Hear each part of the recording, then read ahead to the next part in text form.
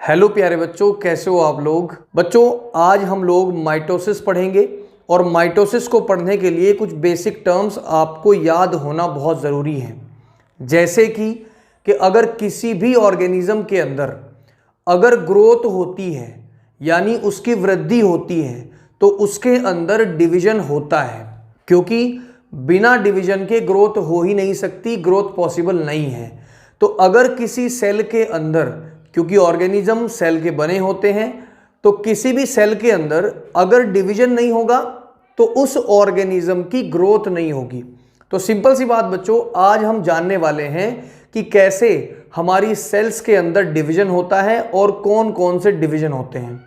Division आपके दो type के होते हैं, नंबर एक माइटोसिस और नंबर दो मियोसिस। आज हम लोग माइटोसिस को पढ़ेंगे और बहुत डीप तरीके से पढ़ेंगे ताकि आप लोगों का हर एक डाउट जो है वो क्लियर हो जाए। तो चलिए बच्चों शुरू कर लेते हैं। तो आज की वीडियो बच्चों माइटोसिस के ऊपर है, जिसको हम हिंदी में समसूत्री विभाजन कहते हैं। इस समसूत्री विभाजन का हिंदी में यहाँ पे लिखना क्या इंडिकेट करेगा ये आपको पता चलेगा, और इसी के द्वारा आप लोग समझ जाओगे कि वाकई में माइटोसिस को समझने के लिए हिंदी नाम बहुत ज़रूरी है। तो चलिए बच्चों, इस डिवीजन की जो डिस्कवरी थी वो वॉल्टर फ्लेमिंग ने 1882 में किया था। ठीक है, यानी इसका जो प्रयोग है, इस विभाजन का, इस डिवीजन का जो प्रयोग है वो 1882 में वॉल्टर फ्लेमिंग ने बताया था। अब चलिए हम लोग जान लेते हैं कि माइटोसिस किन सेल्स में होता है। देखिए बच्चों, आप सभी को पता है कि हमारी सेल्स के अंदर 2n क्रोमोसोम्स होते हैं। अगर हम ह्यूमन सेल्स की बात करें तो ह्यूमन सेल्स में 46 क्रोमोसोम्स पाए जाते हैं, यानी एक सेल के अंदर 46 गुणसूत्र होते हैं। ये क्लियर हो गया होगा। अब उसके बाद अगर एक सेल जिसके अंदर 46 गुणसूत्र हैं और वो अपना डिवीजन करे यानी अपना विभाजन करे, तो उस विभाजन के टाइम पर उसके अंदर जो वापस जो दूसरी सेल्स डेवलप होंगी उसके अंदर भी 46 क्रोमोसोम ही रहेंगे। अब लेकिन डिवीजन दो प्रकार का होता है, मैंने अभी आपको बताया, एक मियोसिस और एक माइटोसिस। बच्चों माइटोसिस डिवीजन होता है सोमैटिक सेल्स में, यानी हमारी बॉडी की ग्रोथ सेल्स में। जिन सेल्स से हमारी बॉडी की ग्रोथ होती हो उसके अंदर हमारा क्या होता है, माइटोसिस होता है।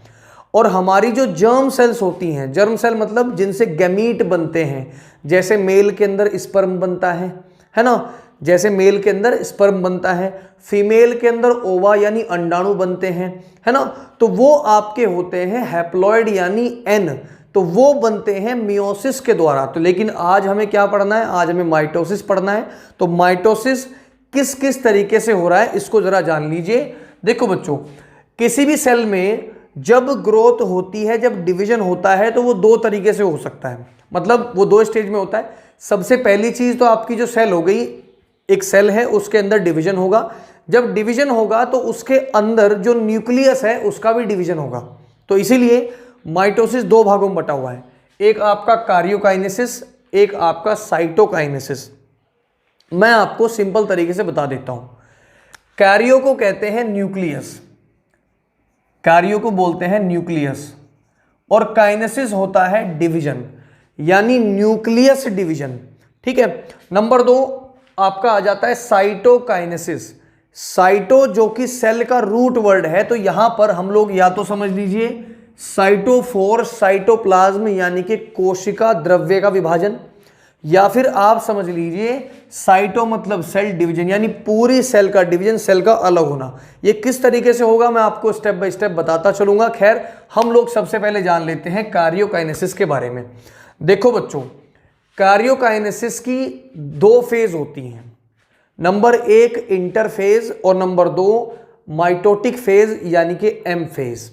अगर सिंपल तरीके से मैं आपको बताऊं तो इंटरफेस एक अंतरावस्था होती है जिसको हम लोग बोलते हैं प्रिपरेटरी फेज, यानी कि तैयारी वाली अवस्था, जिसमें डिवीजन होने की तैयारी हो रही हो, है ना। एक सिंपल सा एग्जांपल मैं आपको दूंगा, उससे पहले आपको माइटोटिक फेज बता देता हूं। सबसे पहले आपकी होगी प्रिपरेटरी फेज और दूसरे नंबर पे होगी आपकी एम फेज यानी कि माइटोटिक फेज, जिसको हम लोग विभाजन की स्टेज बोल रहे हैं, यानी जहां पर आकर के डिवीजन होगा। अब एक सिंपल सी बात समझिए, मान लीजिए आपके बोर्ड्स के पेपर हैं, या फिर आप किसी एग्ज़ाम की तैयारी कर रहे हो, तो उस एग्ज़ाम की तैयारी करने के लिए आपको 1 साल 2 साल 3 साल मेहनत करनी पड़ती है बढ़िया वाली, ठीक है। और 1 2 3 साल मेहनत करने के बाद आप वो एग्ज़ाम देते हो जो कि केवल 1.5 या 2 घंटे का होता है ना। तो इस वाले पॉइंट से आप लोग समझिए कि जो हमारी प्रिपरेटरी फेज है, यानी जिसमें हम लोग तैयारी कर रहे हैं, वो बहुत लंबी है। और जो हमारी पेपर यानी एग्जाम की फेज है, मतलब कि जिसमें आपको एग्जाम देना है, वो फेज कम टाइम में है। तो सेम इसी तरीके से आपकी जो इंटरफेज होगी, इंटरफेज लगभग पूरी जो एक सेल साइकिल होती है उसका 90 to 95 यानी 90 से 95% पार्ट इंटरफेज का है। किसका है? इंटरफेज का। और बाकी जो बचा हुआ 5 से 10% भाग है वो डिवाइडिंग फेज है, यानी जिसमें एक सेल का डिवीजन हो जाएगा। चलिए बच्चों, अब इंटरफेज को समझ लेते हैं। इंटरफेज हमारा जो होता है वो 3 टाइप का होता है। Number 1 G1 phase, number 2 S phase और नंबर 2 G2 फेज। इसमें आपको एक GO फेज भी मिल जाएगा जिसको क्विसेंट फेज कहते हैं हम लोग, उसको हम डिस्कस करेंगे। अभी आप सुनते चलिए। देखो बच्चा, सबसे पहले इंटरफेज है। इंटरफेज में G1 फेज आ गया। अब G1 फेज में क्या होता है? देखिए बेसिकली ये G1 फेज जो है ग्रोथ फेजेस हैं, जो कि 2 हैं, एक G1 और एक आपका G2। यहां पे आप लोग G1 को समझिए कि G1 फेज में किसी सेल में क्या होता है। किसी सेल के अंदर मैं आप लोगों को सिंपली बता दूं, सबसे पहले सेल के न्यूक्लियस को अलग किया जाएगा, यानी डिवाइड किया जाएगा। सेल का न्यूक्लियस अगर डिवाइड होगा तो उसके अंदर का डीएनए भी कॉपी होगा, यानी डीएनए भी रेप्लिकेट होगा। क्योंकि किसी भी सेल में अगर आपको डिवीजन करना है और एक सेल से आपको 2 सेल बनानी है, तो उन एक सेल में प्रेजेंट जो डीएनए है, उस डीएनए मटेरियल को आपको डबल करना पड़ेगा, यानी उसकी कॉपी निकालनी पड़ेगी। और कॉपी निकाल करके आप एक एक कॉपी 2 सेल्स में डालोगे, तब जा करके वो डॉटर सेल्स बनेंगी। जैसे बच्चों एक सिंपल सा एग्जांपल, मेरे पास मेरे बायोलॉजी के नोट्स हैं, मेरे पास बच्चे 2, मेरे पास नोट्स 1। बच्चे बोलेंगे सर मुझे हम दोनों को नोट्स चाहिए। मैंने कहा भाई एक से काम चला लो, तो वो कह रहे हैं कि एक से सर कैसे चलाएंगे? क्योंकि अगर मैं मान लो उसको आधे आधे करके भी दे दिए, तो आधे आधे करके भी दूंगा तो मटेरियल उनके पास आधा जाएगा। तो मैं क्या करूंगा, मैं उसकी फोटोकॉपी करा लूंगा। मैं अगर उसकी फोटोकॉपी करा लूं तो फोटोकॉपी कराने के बाद क्या हो जाएगा, उसके दोनों के पास फोटोकॉपी होगी चली जाएगी। तो सेम इसी तरीके से अगर एक सेल से 2 सेल बनानी है तो हमें क्या करना पड़ेगा, अपना जेनेटिक मटेरियल को डबल करना पड़ेगा, यानी उसकी कॉपी करनी पड़ेगी। और डीएनए की कॉपी करने की टेक्निक, डीएनए की कॉपी करने की प्रोसेस को डीएनए रेप्लिकेशन कहते हैं, ठीक है। तो यहां आप लोग समझिए कि G1 फेज में सेल की मेटाबॉलिकली जो एक्टिविटी है ना, यानी वो जो मेटाबॉलिकली एक्टिव रहेगा, एक्टिव मतलब उसके अंदर प्रोसेस तो होती रहेंगी, सेल के अंदर जितनी भी मेटाबॉलिक एक्टिविटीज है वो होती रहेंगी। जैसे आपकी कैटाबॉलिक एक्टिविटी, जैसे आपकी एनाबॉलिक एक्टिविटी होती रहेगी। उसके बाद में साथ के साथ वो ग्रो भी करता रहेगा। मतलब ऐसा नहीं है कि डिवीजन के टाइम पे भाई साहब बैठ गया कि कुछ नहीं करेगा, है ना। डिवीजन के टाइम पर वो कंटिन्यूअसली ग्रो भी होता रहेगा। नंबर 3 प्रोटीन सिंथेसिस का काम भी इसी ग्रोथ फेज में होगा, यानी G1 फेज में होगा। तो इंटरफेज में पहला काम जो हो गया आपका, मेटाबॉलिकली एक्टिव रहेंगे, ग्रो कंटिन्यूअसली, यानी आपका कंटिन्यूअसली ग्रो होते रहेंगे, वृद्धि होती रहेगी साथ साथ, और प्रोटीन सिंथेसिस का काम होगा। उसके बाद नंबर 2 स्टेज होती है आपकी सिंथेसिस फेज, यानी S फेज। इस S फेज में आपका जो डीएनए है, उस डीएनए का रेप्लिकेशन होगा और आपके जो सेल के अंदर सेंट्रियोल्स प्रेजेंट है। अब आप लोग सोचोगे सेंट्रियोल्स क्या है? देखो बच्चा, किसी भी सेल का अगर डिवीजन होगा तो उसके अंदर एक ऑर्गेनेली हमेशा प्रेजेंट रहेगा जिसको कहते हैं सेंट्रोजोम, ठीक है। क्या कहते हैं? सेंट्रोजोम। मैं यहां नोट कर देता हूं, CENTEROSOME, ठीक है। सेंट्रोजोम, CENTRO, सॉरी, ठीक है। बिना सेंट्रोजोम के किसी भी सेल में डिवीजन नहीं हो सकता। अब मैं आपको एक बात बता दूं कि हमारी बॉडी के अंदर 2 ऐसी सेल्स हैं, 2 ऐसी प्रकार की सेल्स हैं जिनमें सेल डिवीजन नहीं होता, यानी जिनके अंदर सेंट्रोजोम नहीं होता। एक बात आप लोग समझिए, हमारे आसपास में हम लोग बाइक वगैरह चलाते हैं तो हम लोगों को कहा जाता है कि आप लोग हेलमेट का यूज करिए, है ना। देखो बच्चों, हमारी बॉडी में न्यूरॉन सेल्स और आपकी जो हार्ट सेल्स हैं उनमें कभी भी डिवीजन नहीं होता उनके अंदर, क्योंकि सेंट्रोसोम नहीं होता। ठीक है, सेंट्रोसोम नहीं होता तो उनके अंदर सेंट्रियोल्स नहीं होते, और सेंट्रियोल्स नहीं होते तो ये सेंट्रियोल्स के कारण ही एक सेल दो सेल में डिवाइड हो पाती है। देखिए बच्चा, हमारे आसपास में ये जो पुलिस वाले हैं जो हेलमेट के ऊपर चालान काटते हैं, ध्यान से सुनिएगा, हमारे आसपास में जितने भी ये पुलिस वाले हैं, जितने भी हमारे पुलिसकर्मी हैं, वो हम लोगों का हेलमेट के ऊपर चालान काटते हैं। इसका रीजन केवल इसलिए नहीं है कि उनको पैसे बनाने हैं, है ना, इसका रीजन इसीलिए है कि हमारी बॉडी में जो ऊपर वाला पार्ट है, यहां पर 90% न्यूरॉन सेल्स होती हैं आपकी। अगर वो 1% डैमेज हो जाए, है ना, वो अगर 1% भी डैमेज हो जाए तो वो न्यूरॉन सेल बिल्कुल सही नहीं होती, क्योंकि उनके अंदर डिवीजन नहीं होता। तो इसीलिए हम लोग हेलमेट पहनते हैं, क्योंकि एक बार भी आपकी न्यूरॉन सेल डैमेज हो गई तो दोबारा वो सही नहीं हो सकती। तो इसीलिए कहा जाता है हेलमेट पहन लो।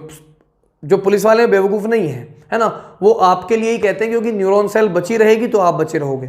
चलिए खैर, तो बच्चों सेंट्रोसोम जो है वो आपकी न्यूरॉन सेल्स में और आपकी हार्ट सेल्स में नहीं प्रेजेंट होता, इसीलिए इनके अंदर डिवीजन भी नहीं होता। चलिए खैर, हम लोग एस फेज को समझते हैं। तो एस फेज में एक सेल के अंदर का न्यूक्लियस का जो जेनेटिक मटेरियल है, जिसको हम लोग डीएनए कहते हैं, वो डीएनए कॉपी बनाएगा, यानी रेप्लिकेट करेगा।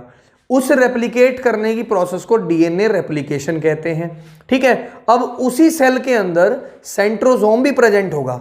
अगर सेंट्रोसोम प्रेजेंट होगा तो उसके अंदर सेंट्रियोल्स भी रहेंगे, और सेंट्रियोल्स रहेंगे तो वो सेंट्रियोल्स भी कॉपी होंगे, क्योंकि हर एक सेल में सेंट्रियोल्स का जाना बहुत जरूरी है। क्योंकि देखो जी, अगर यहां पे डिवीजन होगा तो आगे भी सेल्स में डिवीजन होता रहेगा, और हर सेल डिवीजन में सेंट्रोसोम का बहुत ज्यादा इंपॉर्टेंट रोल है। तो एस फेज के अंदर इसको हम सिंथेसिस फेज कहते हैं। यहां पे डीएनए सिंथेसिस यानी रेप्लिकेशन का काम होगा, और सेंट्रियोल डुप्लीकेट हो जाएंगे। उसके बाद G2 फेज पे आते हैं। G2 फेज में ये ग्रोथ 2 फेज है, इसके अंदर भी प्रोटीन सिंथेसाइज होती है, और ये जो G2 फेज है ये प्रिपेयर करता है कि आगे हम इसका डिवीजन कर पाए। तो अब इसके बाद हम लोग M फेज पे चले आते हैं, यानी आपका विभाजन फेज, जिसको हम लोग माइटोटिक फेज बोलते हैं।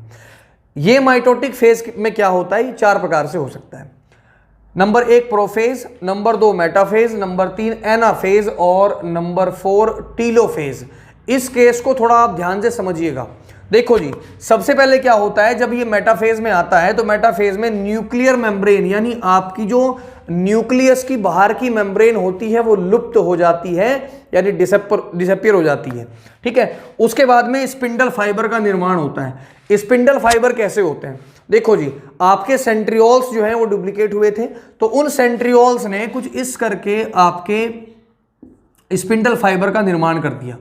ठीक है, स्पिंडल फाइबर का निर्माण कर दिया। उसके बाद क्रोमेटिड्स आर विजिबल। देखो, जैसे डिवीजन होगा, है ना, जैसे न्यूक्लियर मटेरियल जो डीएनए है वो डिवाइड होगा, यानी उसका सिंथेसिस होगा, तो वो छोटे छोटे धागेनुमा संरचनाएं होती हैं स्टार्टिंग में, है ना। वो पूरा विजिबल नहीं होता कि हाँ भाई पूरा डीएनए आपको इस तरीके से शो हो रहा है, वो पूरा विजिबल नहीं होता। वो छोटे छोटे धागेनुमा संरचनाएं होती हैं, इसीलिए उनको क्रोमेटिड्स बोला गया है। ठीक है, तो उनका निर्माण हो जाता है। उसके बाद यहाँ पे प्रोफेज का काम खत्म, मेटाफेज का काम शुरू। अब ये जो क्रोमेटिड्स हैं, इनका जो मेटाफेज प्लेट है वहां पर ये सेंट्रोमियर से जुड़ जाती हैं, है ना।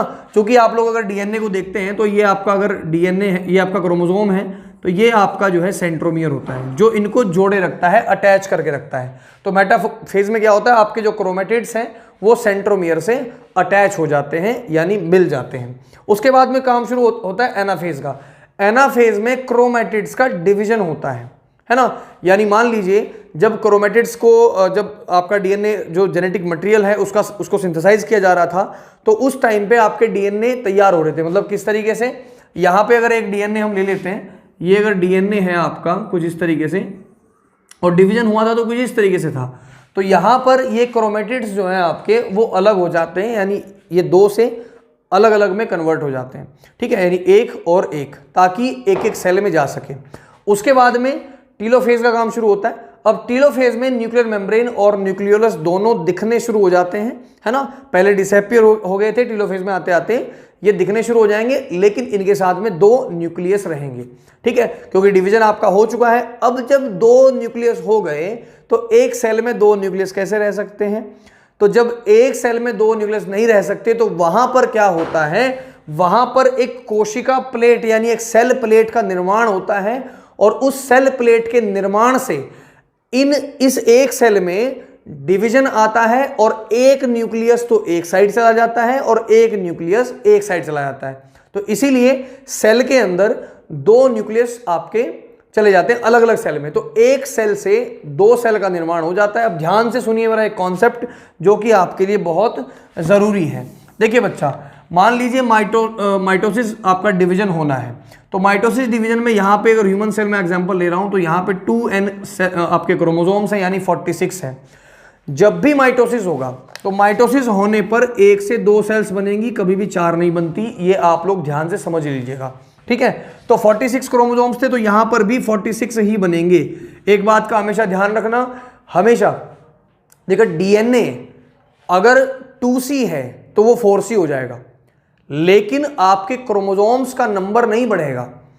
क्रोमोसोम का नंबर क्यों नहीं बढ़ेगा? क्योंकि ऐसे एक लाइफ साइकिल में अनियमितता आ जाएगी। क्योंकि मान लीजिए अगर यहां से 46 से ये भी डबल हो जाता तो यहां पे 92 और 92 हो जाता, आगे जाकर के यही 184 हो जाता। तो ऐसा नहीं है, तो वहां पे दिक्कत आती बहुत ज्यादा। तो इसीलिए डीएनए मटेरियल जो है वो डबल हो जाएगा, लेकिन आपके क्रोमोसोम्स की संख्या यानी द नंबर ऑफ क्रोमोसोम्स आपके इक्वल रहेंगे। उसके बाद ये सेल्स हैं तो इन सेल्स में भी डिवीजन होगा। यहां पे भी अगर आपके डॉटर सेल्स बनते हैं तो 46 और 46 ही रहेगा, जबकि मियोसिस में ये आधा हो जाता है। ठीक है बच्चों, तो आज की इस वीडियो में मैंने आपको माइटोसिस बताया। माइटोसिस में आपका जो डिवीजन होता है वो समसूत्री विभाजन हम इसलिए इसको कहते हैं क्योंकि सम का मतलब इक्वल होता है और सूत्र मतलब क्रोमोसोम यानी गुणसूत्र। तो सम गुणसूत्र मतलब यानी इक्वल क्रोमोसोम। तो अगर 46 गुणसूत्र हैं, अगर 2n गुणसूत्र हैं या 2n क्रोमोसोम्स हैं, तो आने वाली जो डॉटर सेल्स हैं उनमें भी आपके इक्वल क्रोमोसोम मतलब 2n ही रहेंगे। तो आई होप बच्चों आज की वीडियो आप लोगों को काफी पसंद आई होगी। वीडियो अगर आप लोगों को अच्छी लगी हो तो वीडियो को लाइक करिए, चैनल को सब्सक्राइब करिए और वीडियो को शेयर जरूर कर देना। Thank you and have a nice day. जय हिंद, जय भारत।